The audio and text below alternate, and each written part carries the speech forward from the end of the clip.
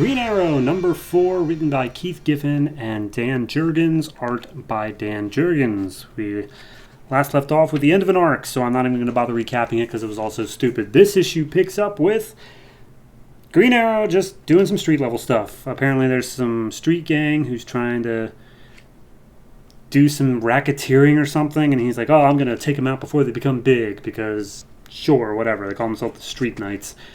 So he starts fighting them. Apparently it started out as a mugging, but like the woman was in on it too, so it was all staged just to get to Green Arrow. He takes them all out. There's a bunch of quippy stuff. And then as he fights them and they go down, some like weird circuitry appears on their face. And it's like, huh, okay, some kind of like acid etched circuitry in there. And then it all turns into fire and all the bodies start burning. And Green Arrow's like, well, let's call 911 and I'm going to get the hell out of here. So it's a bunch of office boardroom stuff, and they're talking about all this, you've got to be around the office more, Oliver, and blah, blah, blah.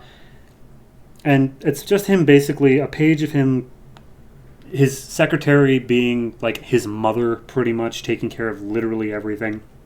The dude who does weapons for him comes in, and they're like, hey, how about here at Q-Core, let's make some video games. And he's like, oh, sweet, dude, what are we doing? RPGs, first-person shooters? And he's like, actually, I was thinking maybe, it's just some virtual simulation stuff of maybe being able to model weapons in VR so we don't have to build a normal thing of them all the time. He's like, cool, great, so we're not making video games. All right, bye. And then Emerson comes in and starts chewing him out for, I guess, an hour or so. And, haha, funny. We cut over to the waterfront, where we meet this arc's villains. A girl dressed in, like, a red battle suit, and a guy in a black trench coat with a stutter.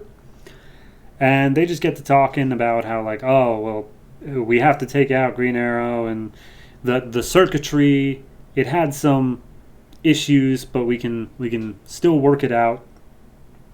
And then I just want to point out at this one part here, they talk about how Green Arrow seemingly is only ever around the Q-Core like property. So they're like, do you think he may have a connection with Oliver Queen? They are literally looking at the pictures of both, and he's like, that would be absurd. It's a domino mascot, but whatever. Okay, so yeah, just got to deal with that.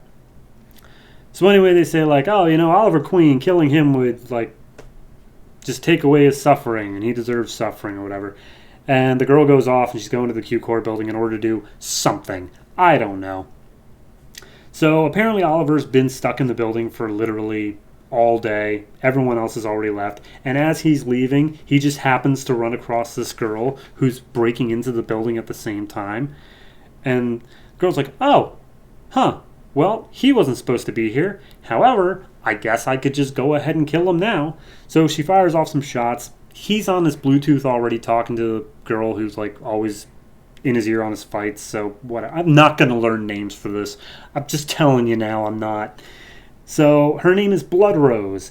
And they have the sprinklers triggered so that Oliver can make a getaway. He turns into his Green Arrow gear and they just start fighting. It's just a long fight scene where she's holding her own. They crash through windows. She's got guns. And I don't even know what they're trying to do. Like, I don't even know what the reason for her being here is. But as they're fighting, they're just kind of talking about, like, hey, so what are you trying to get to? And she's like, I'm not going to tell you, but I am going to kill you, Green Arrow, because that's, like, one of the goals. So kind of giving away that a little bit. And then at the end of the fight, they make their way outside. And as he's got an arrow trained on her, and he's like, and you're out of bullets. I still got an arrow left. So what are you going to do? And she's like, I'm going to do this. And she uses super strength to pick up this like loading dock and throw it at Green Arrow as she then just super leaps out of there. And Green Arrow's like, I'm sorry. She could do that the whole time. And we just had that stupid fight for 8 pages. Okay, all right. Well, someone look up something on her as we see her standing. She's posing up on top of a building, her clenched fist, and like her hand digging into a cement wall. And that's the issue. I hate Green Arrow.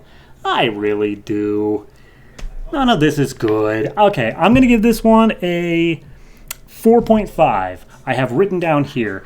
And it's not because the writing is good. It's because it's at least doing something that didn't have some sort of morality play thrown into it. No one's sitting here going like, oh, well, Blood Rose, you shouldn't be using guns because guns are used by drug dealers. No, stop that. It's just a superhero fight, and I'm fine with that. That's the only reason it's getting as high as a 4.5, but I'm just so bored by it already that it's going to be an uphill battle to ever get it past there. But good luck to you.